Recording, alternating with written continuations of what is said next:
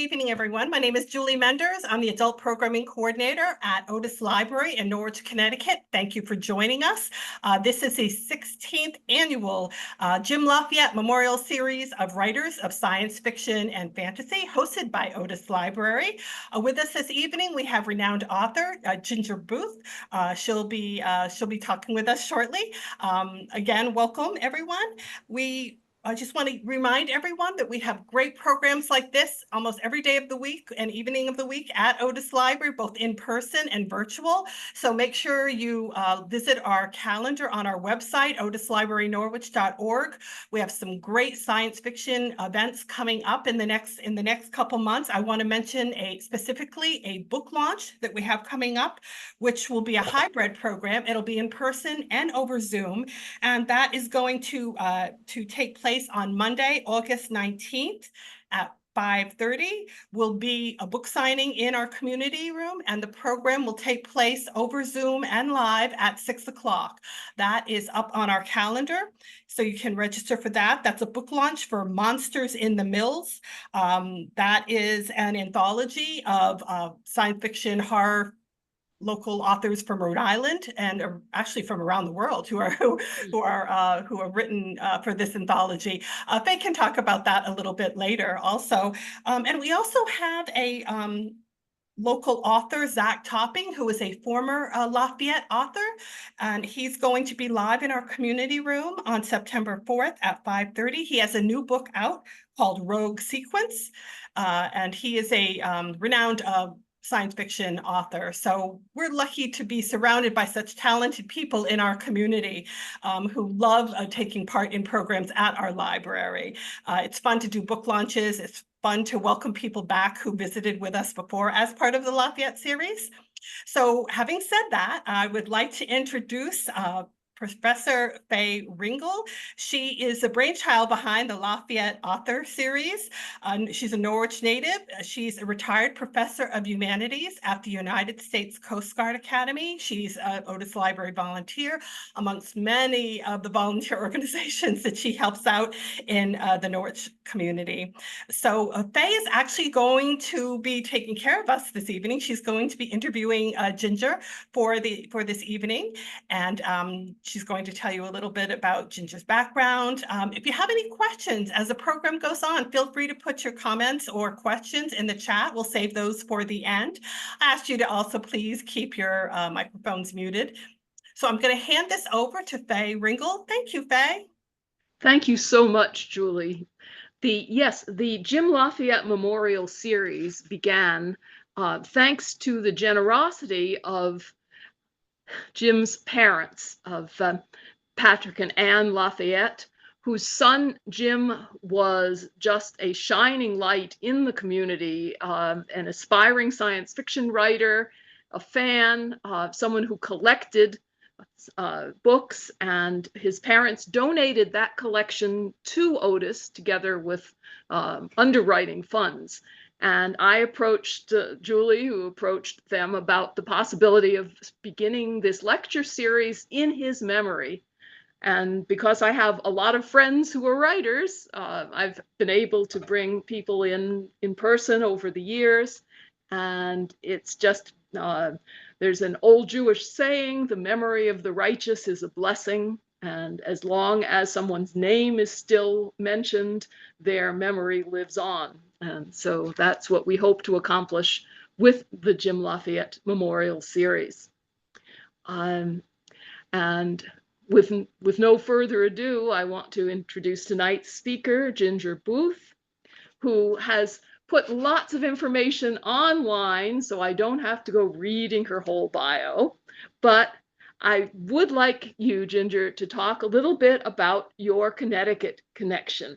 You wrote, after 14 years walkabout to New York and Denver, Dallas and Tokyo, Ginger swam home to spawn in Shoreline, Connecticut. Where did you grow up? Were your family, what brought them to Connecticut? And just tell us a little bit about yourself. I was born here, St. Raphael's Hospital in New Haven. I grew up in Short Beach. We had a beach house. Short Beach is the westernmost corner of Branford, which is Totoket in my books. Pretty transparent. My parents hailed from Los Angeles. Dad served in World War II in the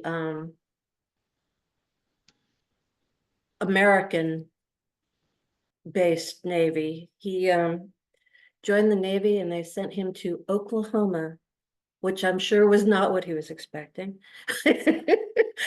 where he studied engineering, and then he went to teach in the Chicago fleet. Isn't it reassuring to know that we have a fleet stationed in Chicago to protect us, our nation's tender beer belly? Yeah. Anyway, he went to Caltech to get and after World War II and the GI Bill, and he was recruited to Connecticut. And my mom said they were planning to get married. It's like, well, what do you do in a situation like that when you don't want to go there? Hint, hint. We're from California. All my family is here.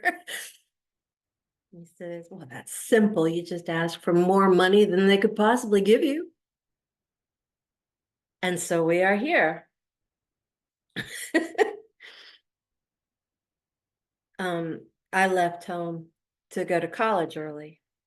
So I left here at 16 and went to New York City.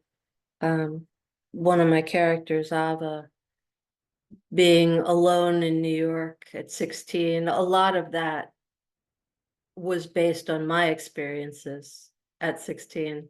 I mean, obviously, the extremes of her situation I didn't deal with, but where she lived and stuff. Then I dropped out of college and in and out and in and finished in Colorado. And then got recruited down to Dallas.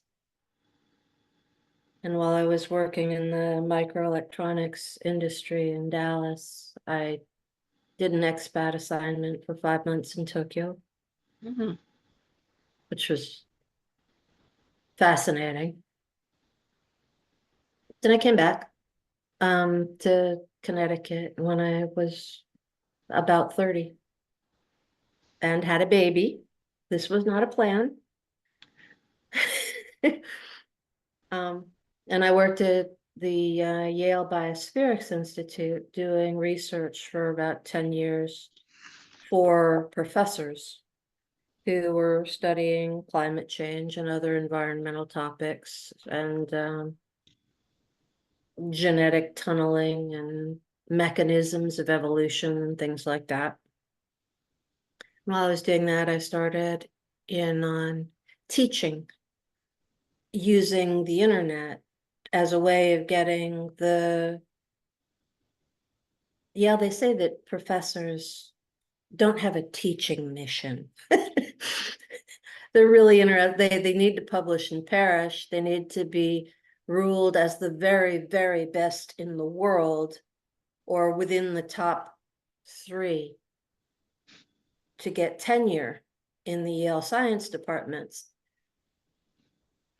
or you lose your career and you fall off of Yale and hope some other institution will take you, which means that they're not very motivated to teach. They're motivated to do their research. And so the idea was to bring their research and their teaching together with interactive simulators. So I did a lot of interactive simulators trying to focus on topics that in environmental science and climate change that people don't get. For example, there's a big foofara now. The latest wave of the climate change denier thing is, population growth is no longer a problem. Excuse me? Oh, nobody's having babies anymore. No one? That's odd, because we just hit 8 billion people. There were only 3 billion people when I was born. It took less than 15 years to gather the latest 1 billion. Do you have any idea how big a billion is? And most people don't. Oh, I mean, most people are not very numerate. So anyway, I was doing simulators to make the math an experience. And through all this, I wanted to do something about climate change and my concern that I'm an ardent environmentalist. The world was changing and people kept thinking very wrongly about this. Like, oh, people don't have babies anymore. Excuse me? Of course they do. Yes, it is slowing, but it's expected to crest at another 2 billion people in 2080 or so. If we're lucky. mm, And that's like way too many in many ways. It's destroying the planet. So the conceit of this book series is climate change meets overpopulation into a death spiral. And climate change accelerates. Anyway, so that was making the math an experience through my online teaching. And I wanted to write. I've always loved to write. And I got to wanting to write about climate change and said, well, how about we make the science an experience? People obviously don't get it when you talk about climate change. What would make them get it? The idea was to make this an experience rather than, I never really believed that it was all that far in the future. Back when I wrote the first book of the Climax series, climate scientists were still saying, oh, climate change is in the future. And people were saying, oh, it won't happen in my lifetime. Newsflash, it did. It is. And the news that's saying, well, you could just stop using fossil fuels and prevent it. No, you can't. mm. The climate change they make it sound as though if we just stopped all fossil fuels today, our world would go back to the way it was in the 1950s. No, it won't. There is no magnetic attractor that turns us back to the climate that you liked. It won't come back. It can't. The game of stopping using too much oil is to quit polluting the planet and making it worse. It's not going to reverse anything. I'm sorry. Anyway, I babbled. Well, no, but what was the immediate inspiration for the Calm Act books? I mean, Endgame is very Connecticut centered, and then you moved out and covered the much of the United States and Canada. Was there a particular trigger for it? A particular trigger for what? I mean, there are lots of different parts of it. Well, for the you talked about how about the climate change part, but for the particular solution, for the Calm Act and for the idea of this, so shall we say, accelerated climate change? The accelerated climate change was just to make people deal with it right now. I saw somebody online saying, well, it won't doesn't matter to me. I'll be dead. It's my grandchildren's problem. And I mean, do you remember I was like 30 when it happened to me. The first time I was offended by song lyrics. It's like, okay, great. I'm finally over the hill. It was, we don't need no firemen, let the effing place burn. Mm. As a Connecticut Yankee, having grown up here in our culture, we pitch in. We help neighbors. Always. The idea that the US power grid would go down and we'd all start shooting each other on day one is like, that's not what I have experienced ever. Not in Connecticut. That's not what we do.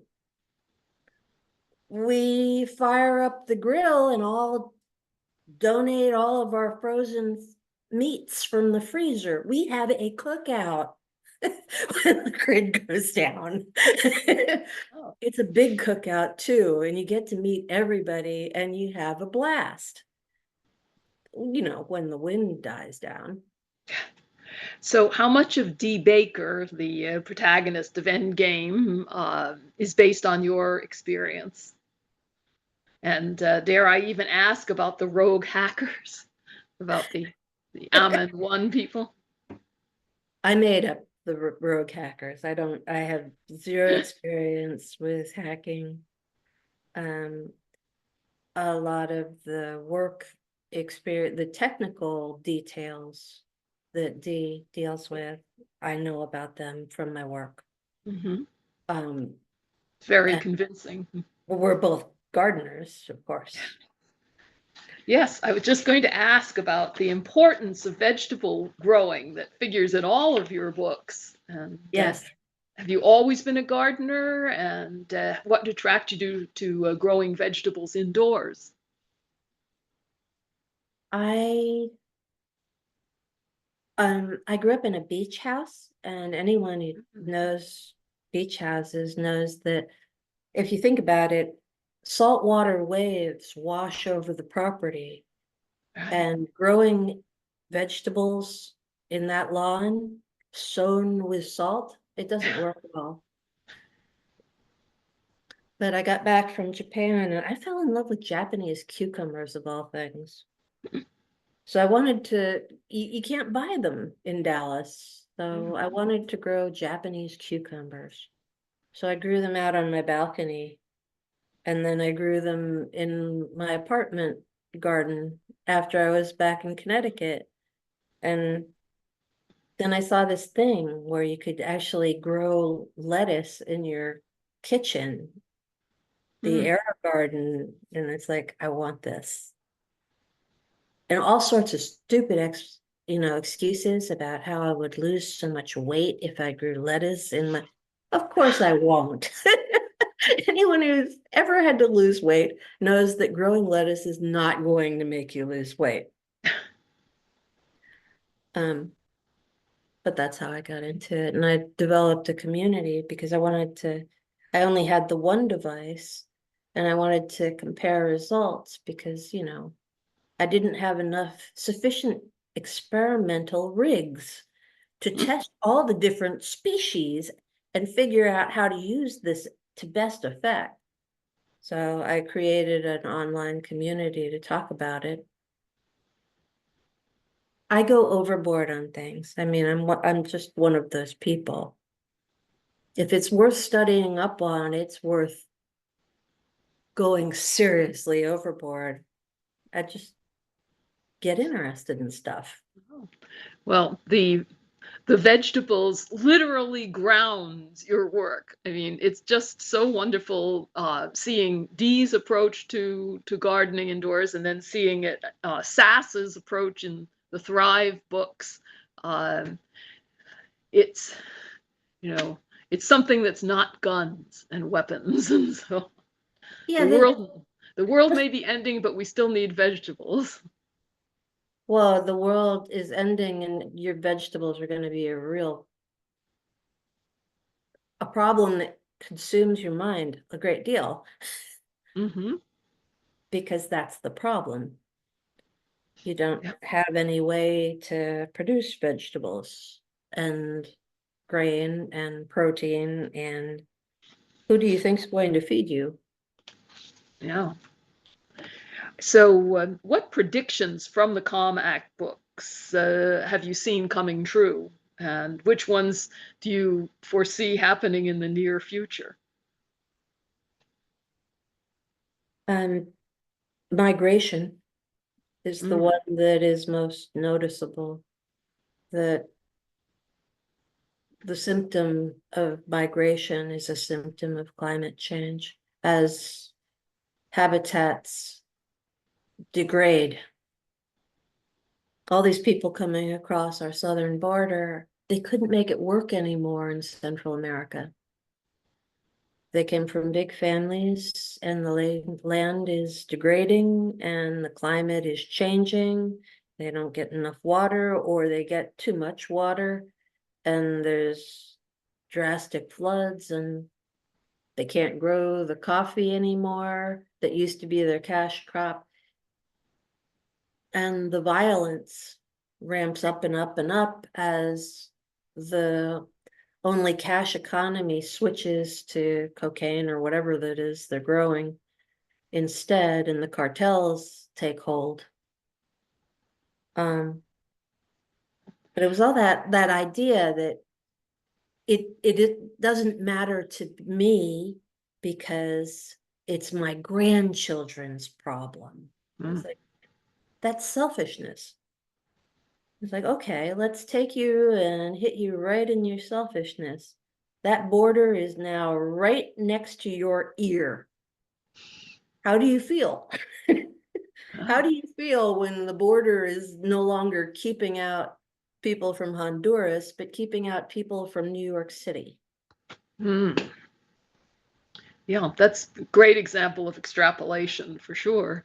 But I must say, listening just this week to the Republican convention and the idea of the largest mass deportation in history and arming the southern border and shooting to kill and so on. I mean, that really, it's like right out of your book.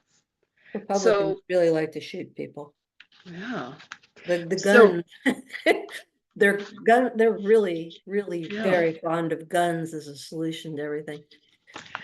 But what was your inspiration, though, for the Calm Act itself? And does your picture of military life and work come from any personal experience? I must say, when I first read it, I was thrilled to see the Coast Guard Academy and the Coast Guard viewed in a positive light. Did I get it right? Yeah, yeah. In fact, one thing that you got so right, it was frightening to me. Adam leaving the Coast Guard because he didn't want to be shooting at refugees and killing refugees and turning them away. I had an excellent cadet that eventually left after 5 years because he had been assigned to turn back Haitian migrants and to return them to Haiti, and he just could not live with that. It's just not what people want to do. I mean, that go into the Coast Guard, I really believe that they have that desire to help people, to Mm-hmm. protect the coast, not attack anyone, to actually have a mission to fight human beings. That's just so alien to what they want to do. I'm not so Absolutely. sure it's very different for the Army or the Navy. I mean, these people didn't sign up to fight Americans, that's for sure. And yet you portray them, many of them being willing to do so. Do Or you think forced that to that would do happen? so. Oh, That because they believe that those people, those over there, the not us, are dangerous. Mhm. That New York City, everybody inside New York, the Apple Zone, that they had to keep those people pinned up or their own people would be in danger. And it's just so easy to Mhm. convince scared people that other people are the problem. We're certainly seeing that. Yes. It's an Uh, easy technology to use to control people, to do any number of despicable things. So this just recently you offered Humble, Texas, one of the prequels, with Yeah. its flooding of Houston because of hurricanes. It was published in 2018, and of course it now seems all too relevant. Power loss, hurricane flooding because of Hurricane Beryl. What was it like writing those Genesis prequels after the fact, after you had written the Calmac books? Well, the purpose of those prequels was marketing.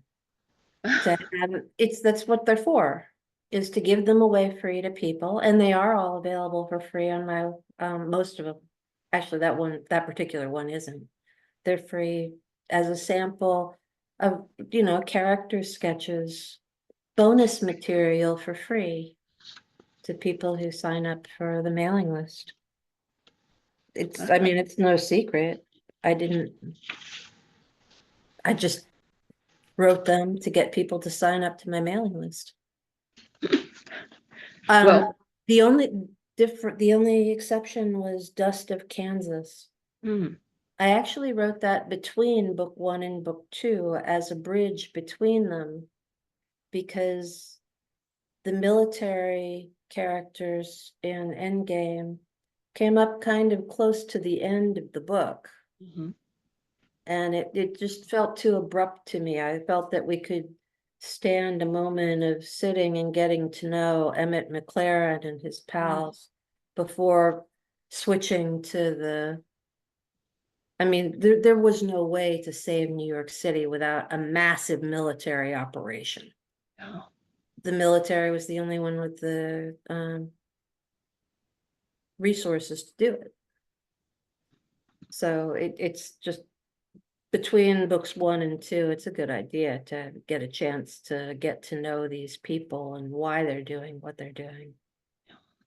Well, a lot, of course, I don't want spoilers in case there's anyone on who hasn't read all this, but your whole approach to to post-apocalyptic fiction is very different from the huge number of other titles out there.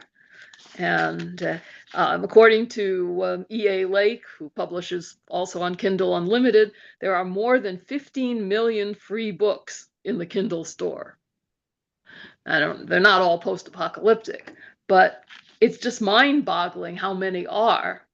And how have you been able to differentiate yourself from the others, as we've been talking about, getting people to see that your approach is different, that it's not Mad Max, that it's not glorifying guns or spending chapters and chapters with the hero accumulating different kinds of weapons?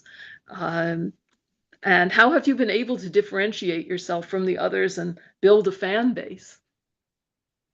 Well, my fan base is small, first of all. All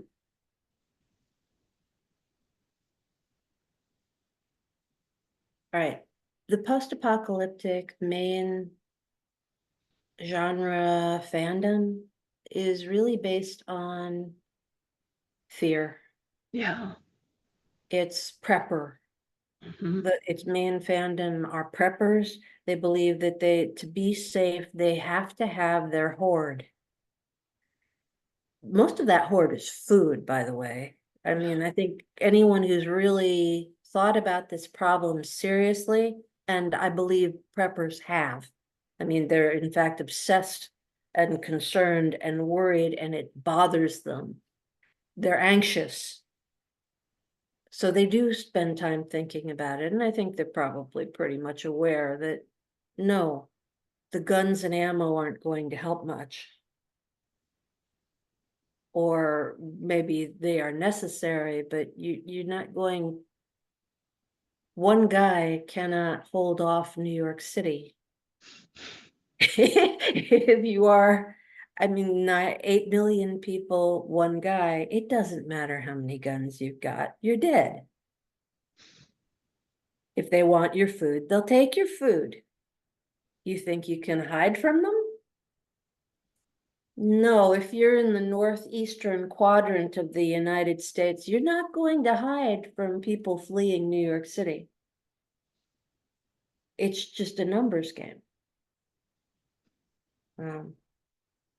But the assumption in most of the ones that I've seen, I don't pretend I've read them all, the assumption seems to be that the military will immediately break down and go rogue. The government will conveniently disappear, and it will only be your protagonist and his friends who who fight back.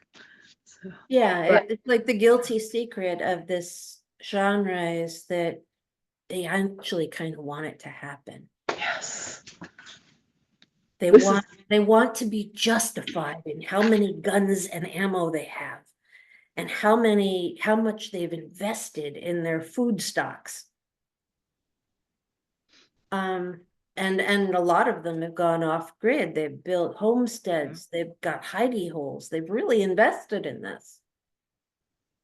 They're very worried, and they really believe they're in danger.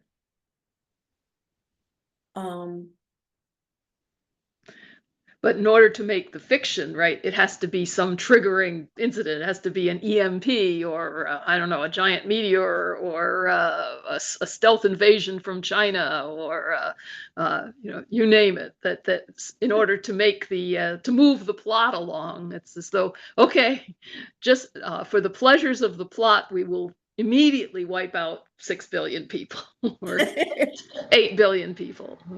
And they secretly want this to happen because, they realize that the world was a little overcrowded. But I think you've managed to get away from that.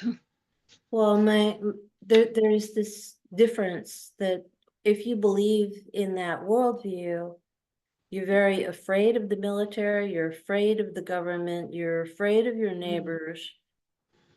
It's a very fear-based system. And I'm saying, well, climate change is something worth being afraid of. And we need to think about it and face it instead of just saying, oh, someone else will deal with it, not my problem. Couldn't solve it if I tried. So, right. So Which what is true. what are Absolutely cannot. what recommendations do you have on avoiding this future, getting around that mentality? Do you think there is any hope for us in regards to climate change? There's plenty of hope for us. I mean, it's the same hope as any other catastrophe. Our lives are derailed by catastrophe all the time. And the question is, what do you do the next morning? What's your next step? Maybe you can't solve that your mother has been diagnosed with Alzheimer's, but there is a next step. And that's what the book is about, is taking next steps. And okay, you can't save the world, but can you save your neighborhood? Maybe. Can you save your family? Maybe. Can you save your friends? Can you get together with like-minded people? Can you extend your reach? Can you do anything worthwhile at all? And I think the special thing for Connecticut is I honestly believe in us. And I think we've shown that and proved that. And it was demonstrated in the COVID emergency too. Not just every time the power goes out and we have a great barbecue, clearing out the freezer. But in COVID, the whole country erupted in Black Lives Matter protests. That summer, Connecticut had 200 protest rallies of our own, demonstrations in all the streets. Want to know how many got violent? 0. Not one incidence of violence at our Black Lives Matter rallies. The cops, they staged competing rallies to get more people to come out of the house enjoy the fresh sunny air and, get out of their air conditioning and closed in cocoons and come outside and take a knee. Because the cops thought it was a great opportunity to get people to talk to them. They were eager to take a knee. And that's how we are in Connecticut. And I just kind of wanted to put out that different agenda. This is not about hoarding and every man has his own bazooka. This is about how do we adapt? Because you can't fix it. You can't turn it off at the pass. You might be able, I mean, the game now is pollute less to make it quit getting worse quite so badly, quite so quickly. But also know what you're looking at. That it's about migration. That's what climate change looks like. Rainstorms that are twice as hard as they used to be. Hurricanes that spin up in 24 hours into monstrosities in early July. It's not September. Hurricane Beryl is a full September grade hurricane, but it happened in hurricane letter B. Hmm. The hurricane season is getting longer and the hurricanes are spinning up harder, much more powerful. They want to add new categories now to 6 and 7 to account for the fact that our cyclones have improved. So know what you're looking at is kind of what I was, you keep looking at climate change like, oh, it's a degree warmer. What does that matter? Well, a whole lot more water is actually hanging in the air, making you hot. It's not a question of, oh, I never liked cold weather anyway. 1 degree warmer is nice. That's not what we're talking about. Your entire ocean getting 1 degree warmer to spin up hurricanes that are going to destroy you. And it having to adapt to that and be nimble is what we're talking about.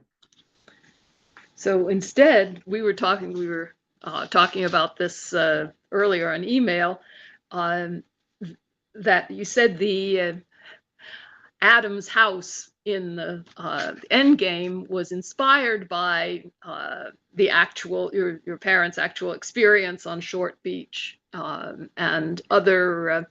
The Connecticut Magazine in the June issue had an article about one of the beach houses in East Haven that could have come right out of your book. It was destroyed twice in 2 hurricanes, and each time the owner rebuilt it in the same place anyway. And this is what we really have rather than adaptation. People are warned and refuse to listen. So would you like to comment on that? Well, the insurance rates are going to keep skyrocketing so until the insurance companies refuse to let them do that again. When the insurance companies, well, they're already raising the rates so high that people can no longer afford them in Florida and many places. Or they've pulled out of Florida, yeah. The money is going to even out. I mean, it's going to work out somehow if you say, well, I am going to rebuild this house here in this flood spot because my insurance company will pay me back forever. Well, the insurance company needs to get smarter, and one of those insurance companies is the federal government. Yeah. The federal government has to say, I'm sorry, we won't pay anything for anyone who rebuilds in that floodplain. We will not, it doesn't matter how high you make your stilts on your beach house. That particular spot it's not working. You need to not build a house there, not build stronger struts. Yeah. The stilts just aren't doing it. But I mean, the whole idea that someone else is paying for it, who? Yeah. And are they willing? And how long will they be willing? You know, one of my personal peeves is how much money we spend in military welfare to the southern tier, where we always pay more than we get back from the federal government. They always pay less than they get back from the federal government. Yet we're not allowed to have universal health care because they think we're welfare mothers. And it's like, this is, you have any idea how aggravating that is when we're paying for your everything, but you won't let us have what we want. So, can you name a couple of authors that you could read and that you do read and that you would recommend on the subject of climate change, both fiction or nonfiction? Kim Stanley Robinson's The You've Ministry read for my the mind. Future. I You've mean, in read my terms mind. of making the problem an experience, the first chapter of that book nailed it. The guy who is, I think he was an American, maybe some European, but the guy is stuck in India on a day when the wet bulb temperature for a region with tens of thousands of people goes above human tolerance. Humans cannot survive at this temperature. At the same time, the power grid goes down. Yeah. And yet then the rest of that wonderful book, I was just going to say, he's one of the few writers out there with hope, that he spends the rest of the time providing hope for ways that we could survive and combat climate change. And some of them are maybe too Pollyanna-ish, but some of those ideas might work. Yeah. Yeah. And coming up with scenarios, how you could make it work was a lot of the time that I spent writing the Comac series, is trying to come up with ways that you could make it better. Not Pollyanna, I'm not naturally Pollyanna, but better than nothing. So what recommendations do you have for those who would like to follow your path in self-publishing?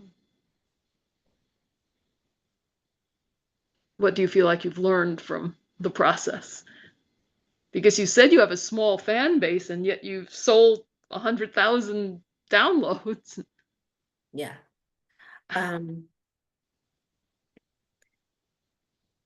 It's two different problems.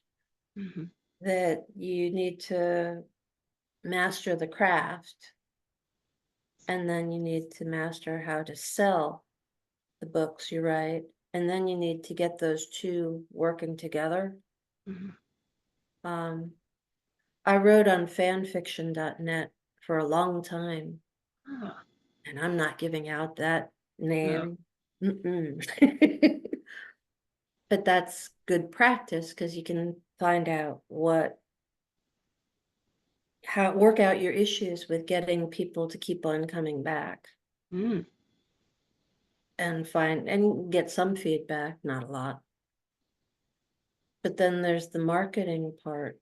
I don't come from a business background, and what I see in the self-publishing industry is that almost all of the best-selling fiction writers come from a marketing background. They already knew that stuff. And I don't have that advantage because I came from science and engineering. Did you have any mentors or did you have to struggle through it all yourself? I connected with some people by Facebook and stuff like that. Took Mhm. courses, paid money. It's slow going. Mm. if you honestly don't know anything about business or marketing, it takes a while to get any good at it and develop things like, oh, I should have had a prequel. Well, I can write one now.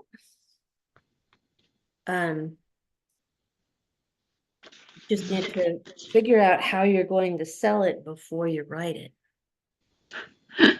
And that's not going to be where you start with book one unless you have marketing experience.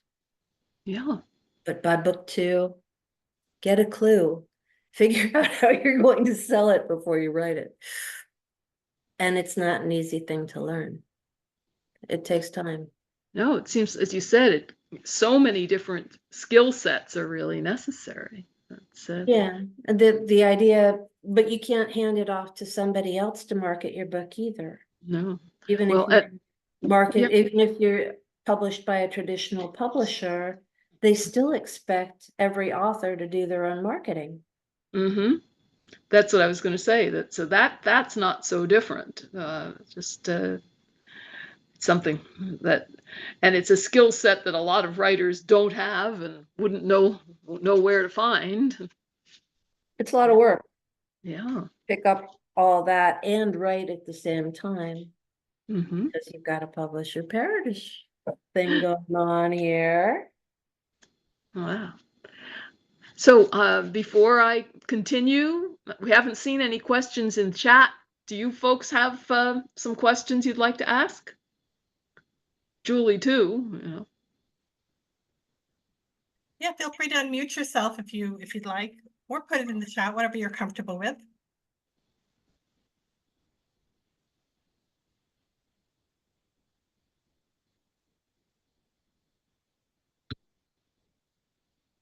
Ah.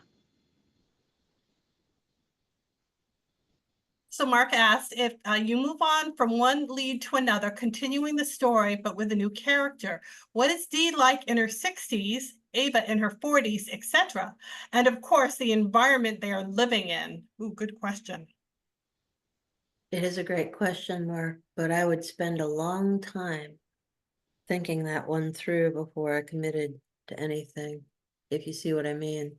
Because the world is changing so much, so fast, and the adaptations are coming so fast and furious in that time. Dee is what, like 35 now? The chances of her making it to her 60s are kind of iffy. What I was thinking is all of your books are in the same universe, you know, Yeah. from Civilly Disobedient up to Nexus, they're all in the same universe. So we're reading some of the later stuff, and I'm thinking, what happened to Ava? What happened to Dee? What happened after the Carmack? Although I do think you have that total destruction at some point, and they've was on the water.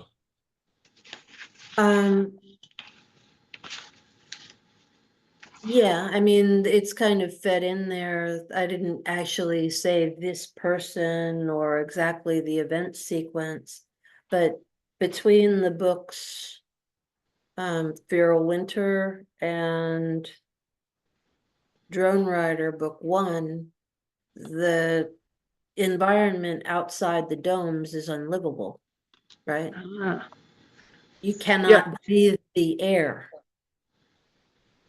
Right. You I'm must, looking at your timeline. Yeah. right? The Yeah, only people. I forgot Drone Rider. I forgot those books. Yeah. Well, Drone Rider actually happens after. Okay, instead of Drone Rider, say when Sass left New York State. Yeah. To emigrate to Mahina. At that point already, you could not breathe outside. Everyone wore air masks. There hadn't been a sunny day in 5 years. They tried using nuclear warheads to create a nuclear winter to slow the progress of climate change. they were in a refugee, well, she grew up in refugee camps where there are tents just dripping mold off the side. I mean, it hasn't quit raining in 5 years. Mold grows better than almost anything else under those conditions. Mhm. They can't breathe, and there's nothing they can do about it. And the only thing that the Northern League is very intent upon its mission of tracking population to the degraded environment, right? So that humans don't destroy what forests we have left, what fisheries we have left. By that time, the boat folk have already become established. People who are migrating along the coast to track what few ocean resources are still available. So then you have to backtrack. So how much of that is happening in Dee's life in the next 25 years? And what stair steps? You know where you're going in those timelines. Whether Dee personally makes it to her 60s and Ava gets to live an entirely violent life, yet still makes it to her 40s, I'm not willing to commit. But certainly the headlines keep reminding me of your work. When Elon Musk talks about, well, we'll just leave this planet and colonize Mars, I think you've got a great answer to that. But it's not as easy as it sounds. And also that he just recently wanted to create something a little bit like the COM Act. He thought that he thinks there should be a law forbidding people from not giving him money for advertising. He doesn't understand why all these advertisers are allowed to leave X just because they don't like him or his politics or the way his platform works, that there should be a law forcing them to continue advertising on his platform. Well, narcissists abound. Yes. I don't think there's anything logical about that argument, just Well, no, of course not. But it's the kind of narcissism gets some pretty stupid arguments. Is all you're going to get out of that one. But it's, if a billionaire has those two things going simultaneously, you can see that sort of the seeds of arcs and space colonies and They're the billionaires are building them. They're building arcs now. Yeah. In nuclear silos. Hawaii is very popular. The head of Salesforce has, bought large tracts of the island of Hawaii.